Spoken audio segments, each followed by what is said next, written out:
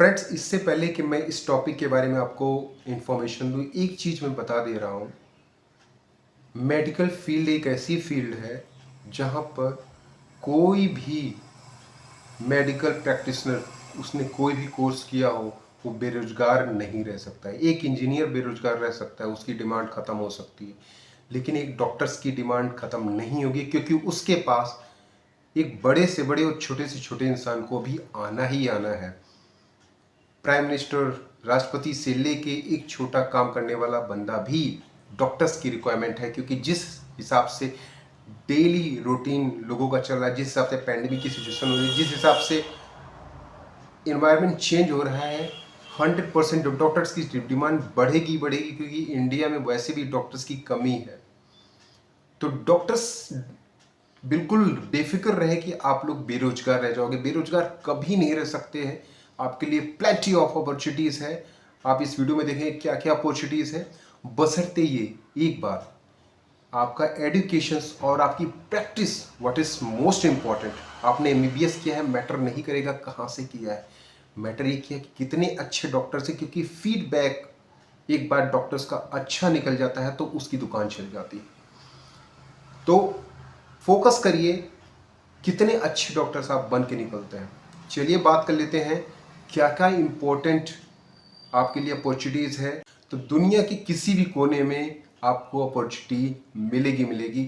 कोई भी डॉक्टर बेरोजगार नहीं होता है, कोई भी एमबीबीएस डॉक्टर बेरोजगार नहीं होता है। ये आज लिख के ले लीजिए। अगर आपने ढंग से एमबीबीएस किया है, प्रैक्टिस आपकी अच्छी है, तो आपके लिए अपॉर्चुनिटी बहुत सारी है। क्या है अपॉर्चुनिटी, इस वीडियो में हम बात करेंगे।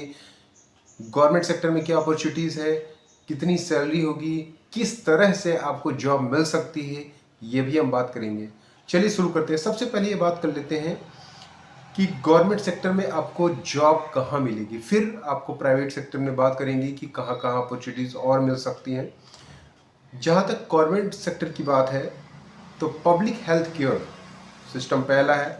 दूसरा है हमारा इंडियन रेलवे, जो कि खुद का रिक्रूटमेंट कराता है। तीसरा है हमारा आर्म फोर्स्ड एफएमसी, वहाँ पर भी आपको अपॉर्चुनिटीज़ मिल सकती हैं।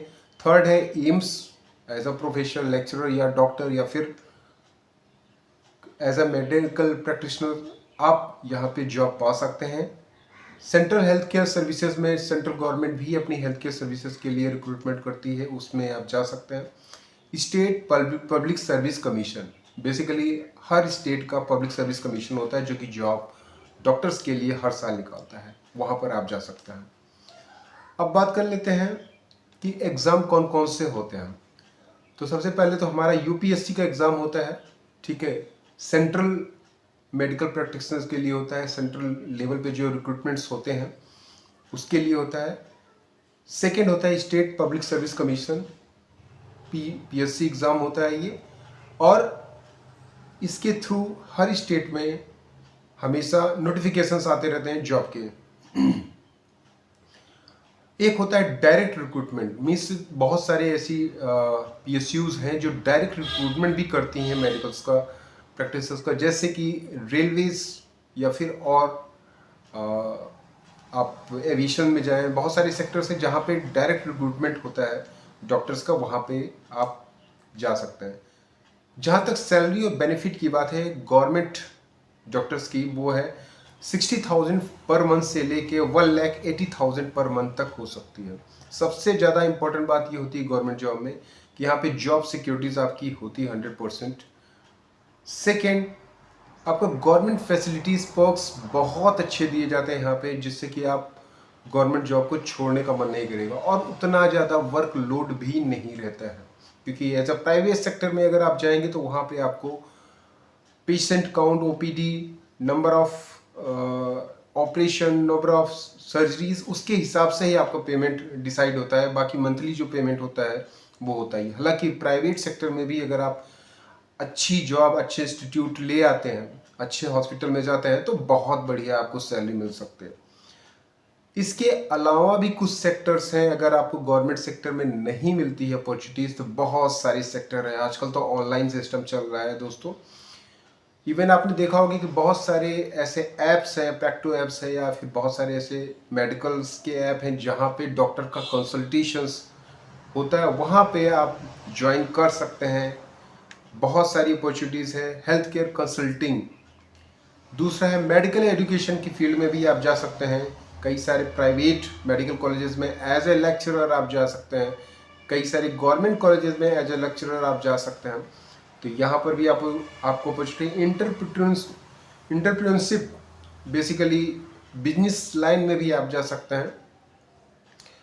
खुद का हॉस्पिटल स्टेबलाइज कर सकते हैं। बहुत सारी अपॉर्चुनिटीज़ है यहाँ पे। आप हेल्थ केयर की सर्विसेज प्रोवाइड करके अपने यहाँ खुद के बहुत सारे डॉक्टर्स को इनवाइट कर सकते हैं।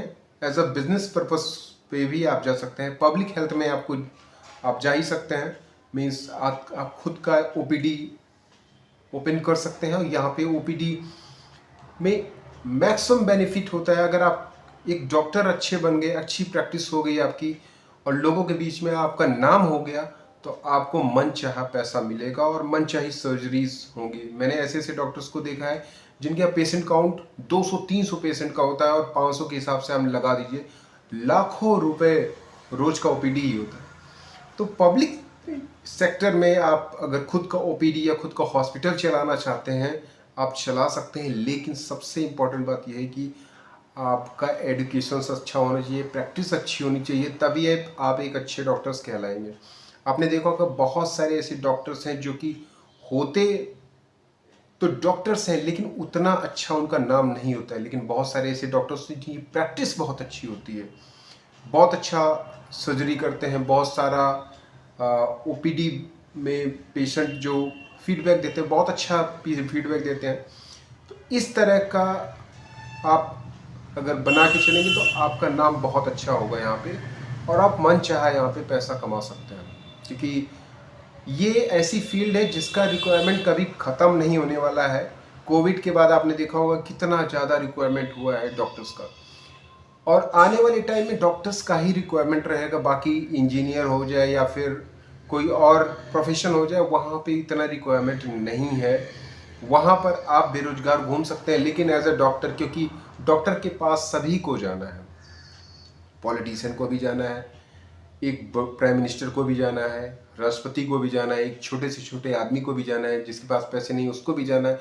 सबको डॉक्टर्स के पास जाना ही जाना है। क्योंकि जिस हिसाब से डे बाय डे लोगों का रूटीन चेंज हो रहा है, उनका खाने का तरीका, रहन सहन का तरीका जिस हिसाब से चल रहा है, उस हिसाब से वो बीमार पड़ेंगे। और जिस तरह से पैंडमिक्स की सिचुएशन धीरे धीरे आ रही है, तो आने वाले टाइम में डॉक्टर्स की डिमांड बहुत ज़्यादा होने वाली है। डॉक्टर्स कभी खाली नहीं जाएंगे, ये मेरी गारंटी है।